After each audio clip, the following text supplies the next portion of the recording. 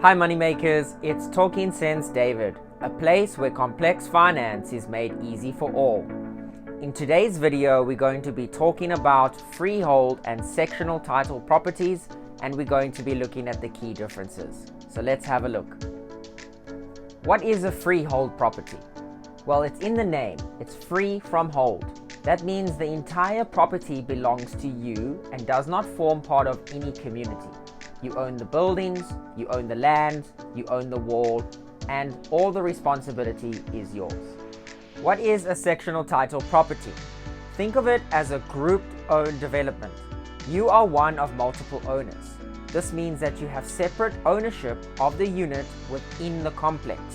You can think of the structure, you can think of your section, and also undivided shares of common property. Now, common property is the part of the land in the scheme that is jointly owned by all owners in undivided shares. Think of pools and gyms, play areas and entertainment areas, and passages and stairways. Let's take a look at the management structure. A freehold property, you will manage the property yourself. However, there are municipality bylaws that restrict you from doing what you want. So you would have to abide by those rules. On the other hand, we have the sectional title.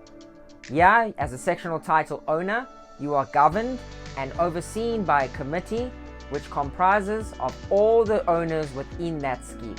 The body corporate will make sure that the rules are followed, and before you can do anything as you want as an owner, you will need the consent of the trustees and other homeowners within that sectional title scheme. Let's take a look at the advantages and disadvantages of a freehold property. Some of the advantages include that you have full autonomy, there will be no issue with pets being there, you have a larger plot, you have a larger degree of privacy because there are less people, and you own everything. However, some disadvantages might include that the price is higher compared to sectional titles. There is more upkeep, which is your responsibility. There could be a security risk because you are alone or you are with family members.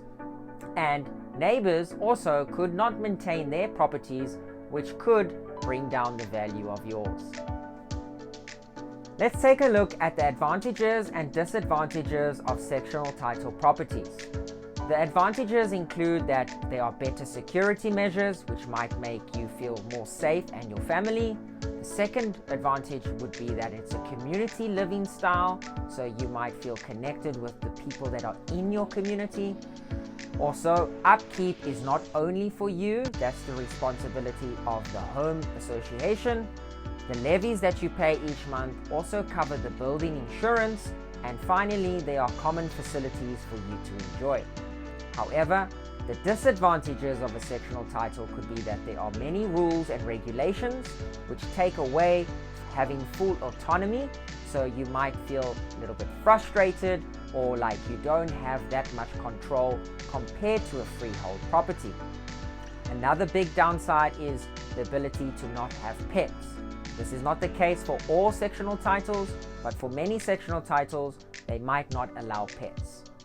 And finally, you might have noisy neighbors because properties are built close to each other, and this might frustrate you further.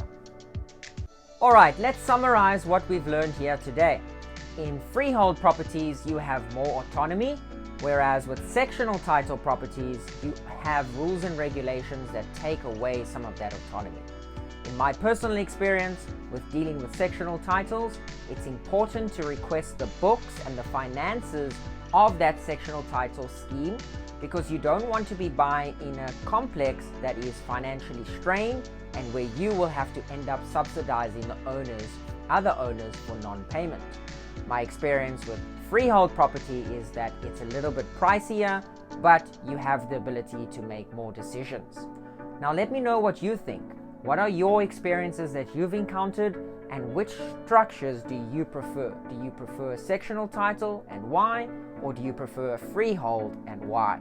In future videos, I will touch more on the difficulties of running sectional titles compared to freehold properties and where the best places are to buy.